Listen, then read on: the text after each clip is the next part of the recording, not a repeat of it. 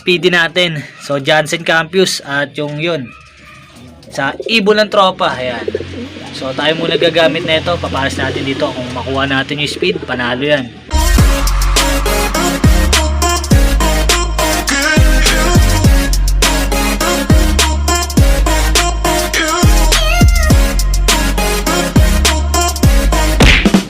Yun mga ka-Sonic, so welcome back dito sa ating channel, Sonic Love Vlog.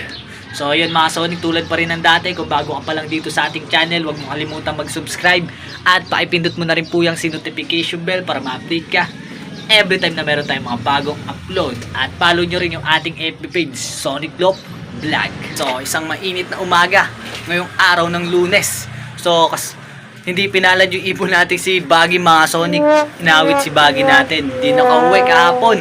So mukhang ininda niya talaga yung bulutong niya dito sa ilong. Kaya wala tayong magagawa din mga Sonic. Ganun talaga ang karera.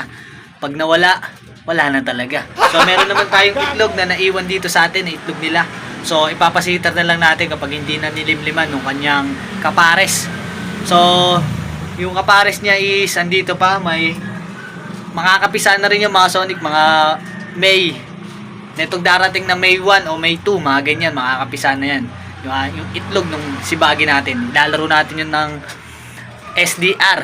So kung sakaling isa lang, papipisain natin, papasitar na lang natin dito sa imbrek. Kasi imbrek natin, halos konti lang naman pagitan nila, kaya pwede natin ilipat doon yung itlog. So yun, ang ano natin ngayon mga Sonic is, papakita ko sa inyo yung mga breeder natin. At yung mga nagtatanong ng hawak nating bloodline, i-reveal natin ulit yung ating mga bloodline dito. Yun, kung gusto mo malaman yung mga bloodline natin na hawak dito, so panoorin mo yung video na to hanggang dulo. Malalaman mo yung mga hawak natin na linyada. So samahan niyo ako. Let's go! Yun mga Sonic, so update ko lang kayo dito sa itlog, sa inakay ng ating African Black Eagle at yung ating Pure Alphonse. So yan, naglabas sila na may puti mga Sonic. Yan, throwback. Ito yung kanilang inakay. So itong isa is anak to nung second overall, yung full sieve ng second overall, tsaka yung Battenberg. So nilipat muna natin dyan kasi isa lang sinusubuan nila. So didiskartehan na lang natin yan para hindi maglayo yung kanilang paglaki. So ito puti mga Sonic no? Nasa lisiyan tayo puti nilabas ng itim. Tsaka nung checker natin nag-throwback. Pero ayan, siningsingan natin na pang SDR natin yan. So ito, susuksukan natin to ng MacArthur. Ito isang to, yung anak nung full sieve. So ayan, tingnan natin. Tapos dito naman, ito, ang nililimliman na ito mga Sonic, yung anak inakay ng John Arden. So dalawa na rin yan, pisa. Ayan, so napakilap na ibon. Ayan, dalawa pisa. Inakay ng John Arden yan. Sila muna nag-sitter. Kasi yung John Arden natin, eto, nililimliman naman ito, yung itlog nila Speedy. So nakapisa na rin to mga Sonic, yung isa pisa na, ayan o.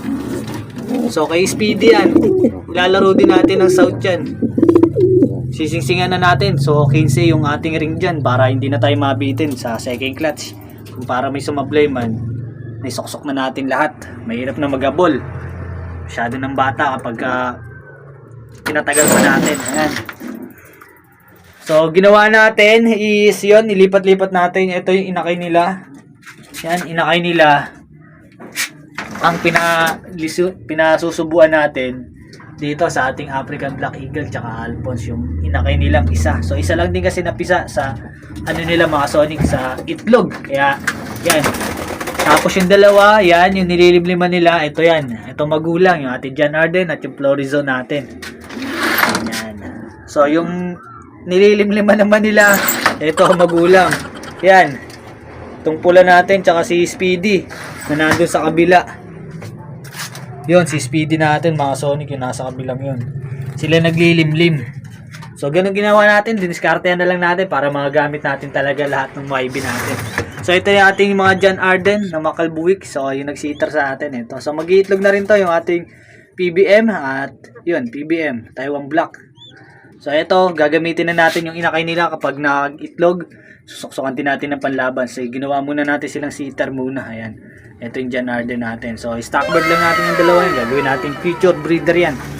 Para may solid tayong bloodline. Makalbuwik yan mga Sonic. So doon naman tayo sa kabila, papakita ko sa inyo. At update ko muna kayo dito sa ating mga warriors. Ayan, so ito yung puti natin na may sakit noon. Tsaka to yung Batman. So parehas yan is magagaling na mga Sonic. Medyo lumulobo na rin yung katawan nilang dalawa, no? Napakapayat na ito.